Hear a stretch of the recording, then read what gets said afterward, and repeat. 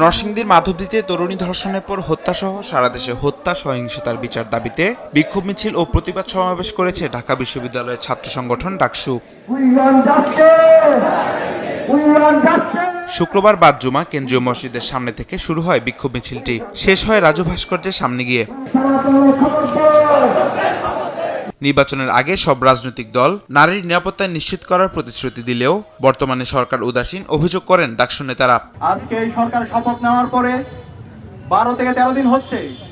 এই 13 দিনে তারা আমাদের এই দেশের নাগরিকদের জীবনের নিরাপত্তা তারা দিতে পারেনি। সারা দেশব্যাপী যে ধর্ষণ হচ্ছে, যে সন্ত্রাস হচ্ছে, যে মাফিয়াতন্ত্র হচ্ছে, এই সন্ত্রাসীদেরকে দ্রুত সময়ের মধ্যে অ্যারেস্ট করে তাদেরকে বিচারের আওতায় নিয়ে আসতে হবে। এই ঘটনা চলতে থাকলে এই চূড়ান্ত বিক্ষোভ, জনমনে যে বিক্ষোভ আপনারা লক্ষ্য করছেন, রাজু ভাস্কর্য থেকে এই বিক্ষোভ একেবারে তৃণমূল পর্যায় পর্যন্ত পৌঁছাবে।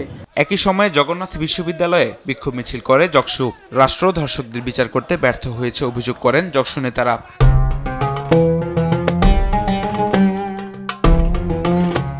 বারবার শাসন কাঠামোর পরিবর্তন হয়, কিন্তু আমরা এক জুলুমতন্ত্রের পরিবর্তে আর এক জুলুমতন্ত্রকেই বারবার গ্রহণ করি। খুন, গুম, ধর্ষণ, জ্বালাও পোড়াওয়ের সরকারি মদদে এক মহোৎসব চলছে।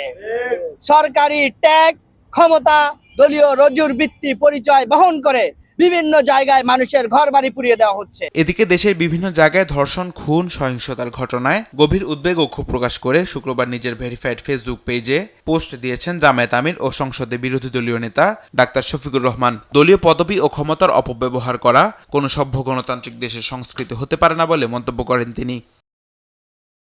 এই ঘটনায় জামায়াতের পক্ষ থেকেও গভীর উদ্বেগ ও তীব্র নিন্দা জানিয়ে গণমাধ্যমে বিবৃতি দিয়েছেন দলটির সহকারী সেক্রেটারি জেনারেল অ্যাডভোকেট এহসানুল মাহবুব জুবায়ের। এতে বলা হয়, ঘটনাটি আইনের শাসনের উপর চরম আঘাত। তামিম মাহবুব, দেশ টিভি, ঢাকা।